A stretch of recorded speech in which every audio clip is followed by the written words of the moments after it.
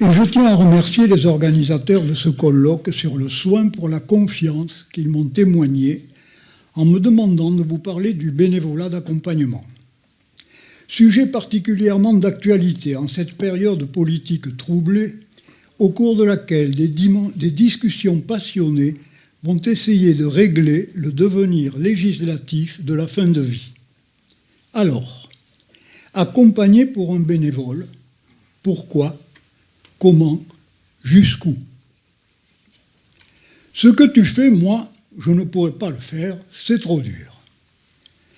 La compréhension du rôle de l'accompagnant n'est pas évidente et ma présence aujourd'hui au sein de ce colloque sur le soin devrait, je l'espère, la faciliter. Accompagner, c'est comme prendre l'avion pour la première fois. On a peur parce qu'en fait, on ne sait pas.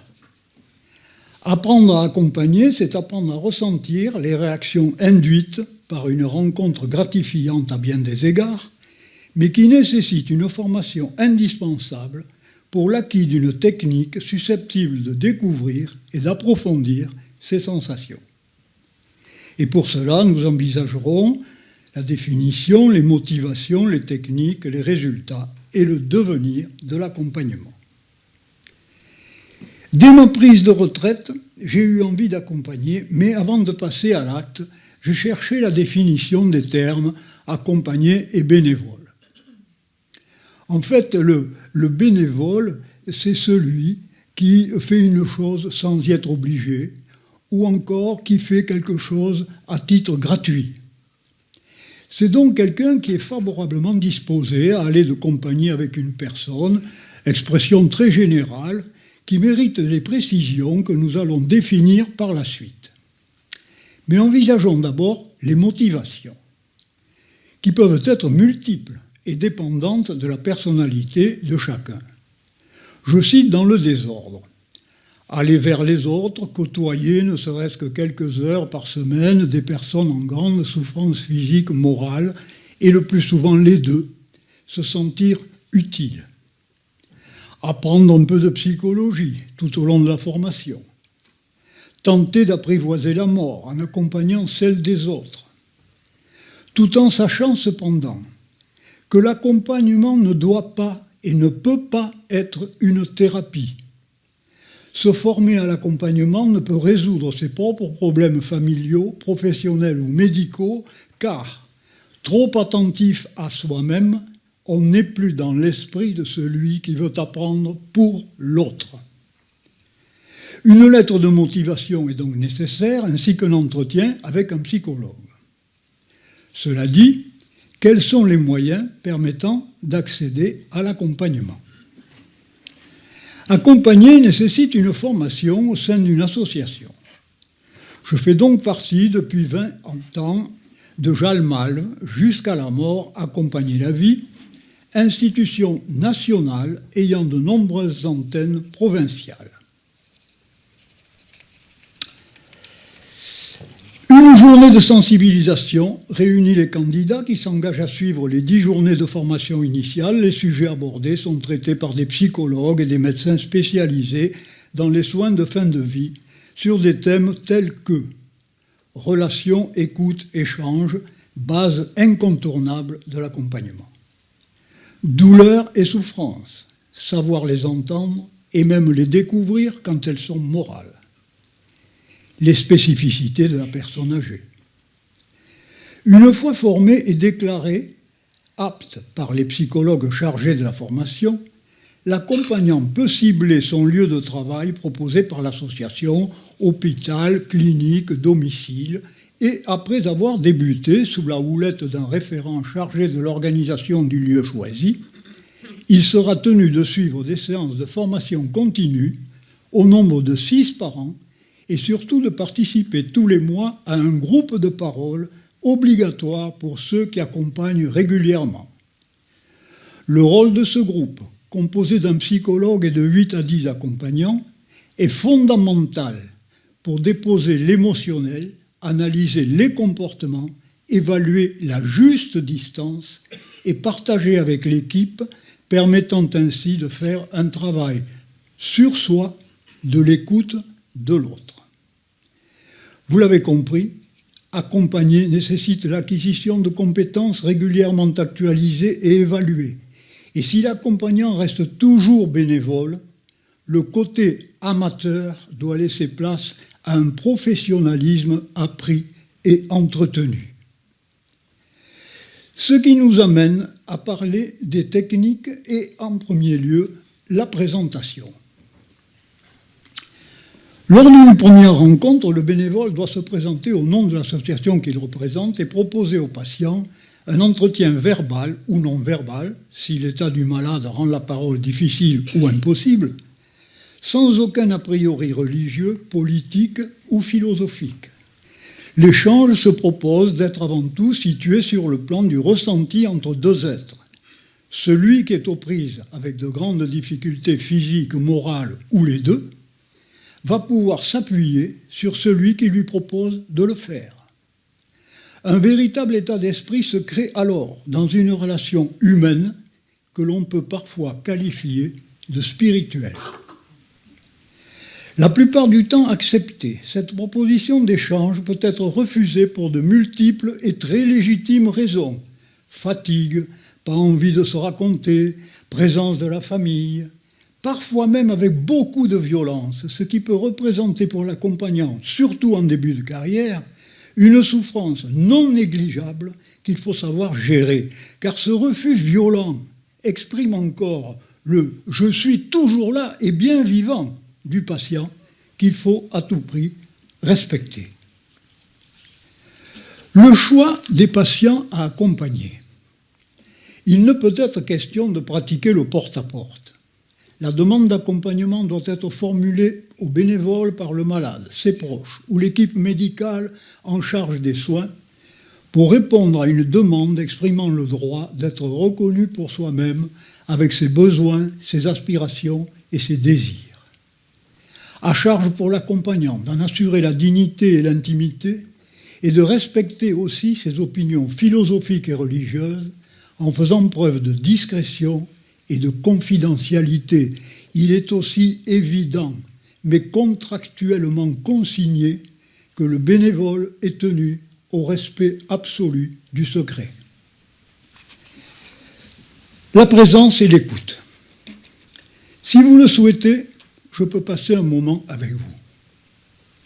Être présent, c'est s'asseoir en face de l'accompagné, le regarder avec douceur, mais sans compassion, lui tendre la main en lui proposant de la prendre s'il le désire et seulement s'il le désire. Le toucher reste cependant un élément majeur de l'accompagnement pour des personnes souvent seules, confrontées à des soins médicaux efficaces mais fréquemment douloureux, comportant une gestuelle dynamique souvent dépourvue de tendresse. Présence et toucher prennent une importance capitale quand la relation est non verbale avec un malade incapable de parler pour des raisons pathologiques. Mais quand la relation verbale est possible, l'écoute devient primordiale. L'accompagné va pouvoir livrer à une personne qu'il ne connaît pas et qui n'est ni un membre de sa famille, ni un soignant, ni un ami, une histoire plus ou moins complète de sa vie ou un ressenti de sa maladie qu'il ne peut ou ne veut pas communiquer à ses proches. Et pour bien écouter, le bénévole doit quitter la sympathie pour entrer dans l'empathie. Dans la sympathie, en effet, nous vivons émotionnellement en nous ce que ressent l'autre. Dans l'empathie, nous devons quitter nous-mêmes pour éprouver l'émotion du point de vue d'autrui. C'est donc ressentir ce que ressent l'autre en essayant de rester soi-même. Cela exige un changement de perspective, nous permettant d'inhiber nos propres émotions pour mieux soutenir autrui. C'est le grand défi de l'accompagnement. Alors, nous avons des neurones miroirs qui expliquent l'empathie, mais je n'ai pas le temps de vous le décrire. Par contre, revenons un petit peu sur la technique d'écoute pour préciser qu'il existe des attitudes préjudiciables et des expressions favorables. En voici quelques exemples. Attitude préjudiciable. Le jugement. Je ne suis pas d'accord avec vous, avec pour conséquence de mettre souvent un terme très rapide à l'échange. Mais aussi le conseil. Alors voici comment il faudrait procéder, pouvant aboutir à la mise en dépendance, à l'insatisfaction et même à la rébellion de la personne écoutée. Ou encore l'interprétation. Alors, vous avez réagi comme ça parce que l'échange glissant alors de la parole de l'écoute au discours de l'écoutant. Citons également l'abstention. Je vous écoute.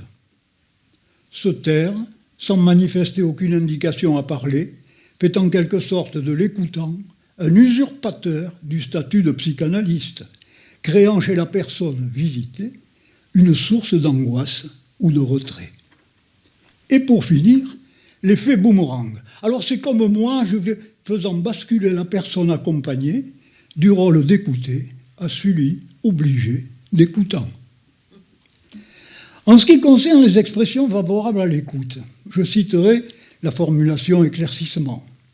Je crois comprendre que. Et également la formation subjective.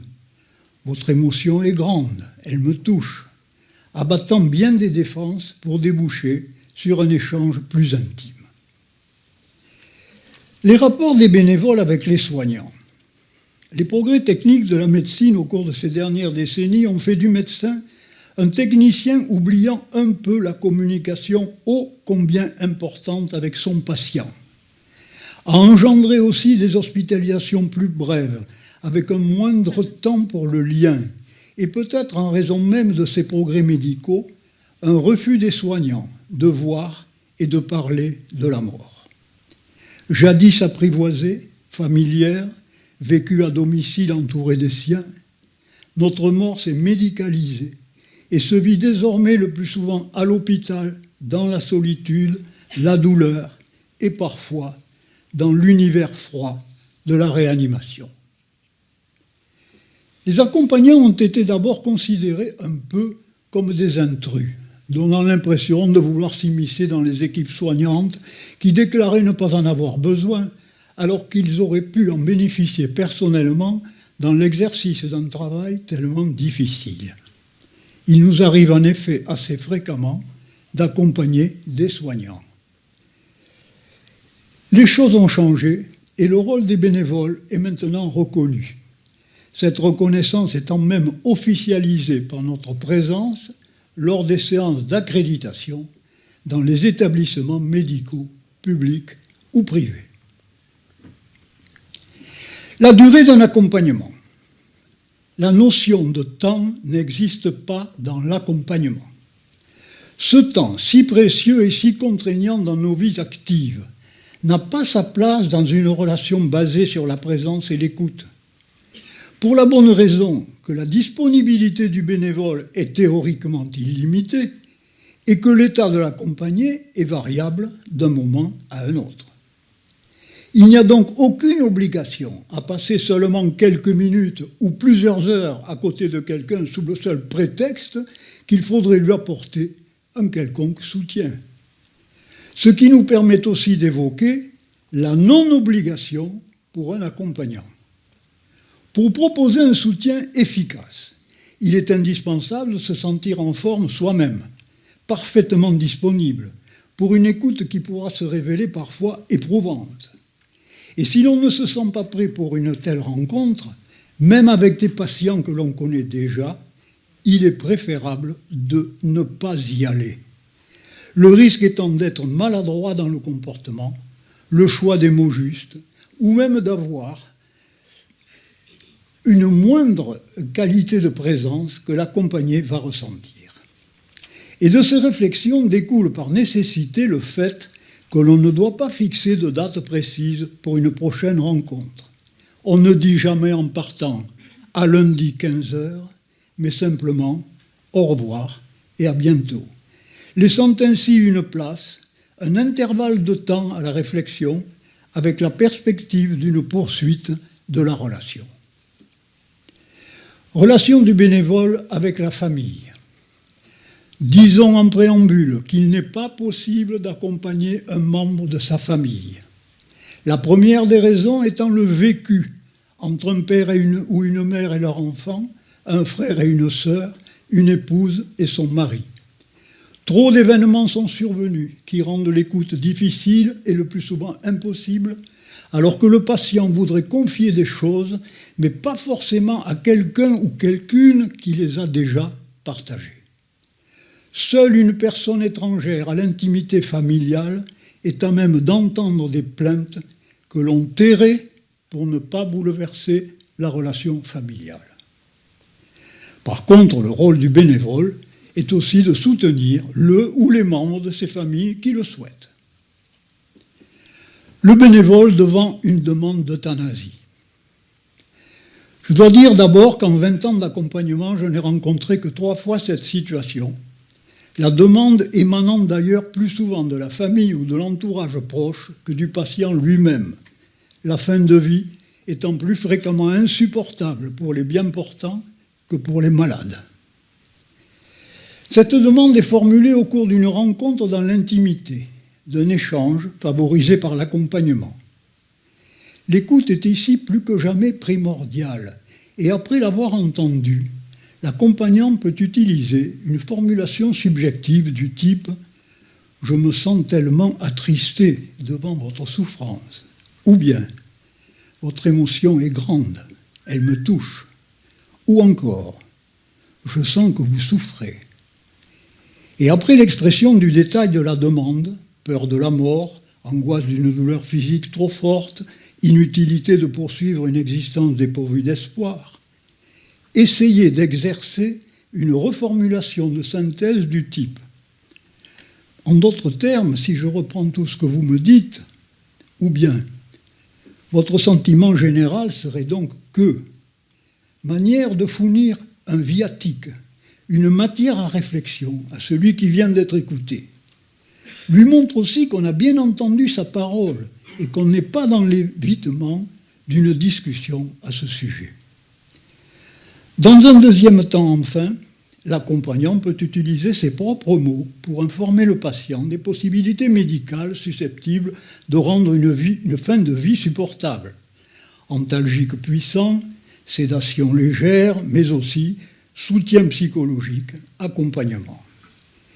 Il peut aussi évoquer la sédation profonde, qui est sans retour, et souvent considérée par certains comme une forme déguisée d'euthanasie, en précisant qu'elle est actuellement bien définie par la loi Claes-Leonetti.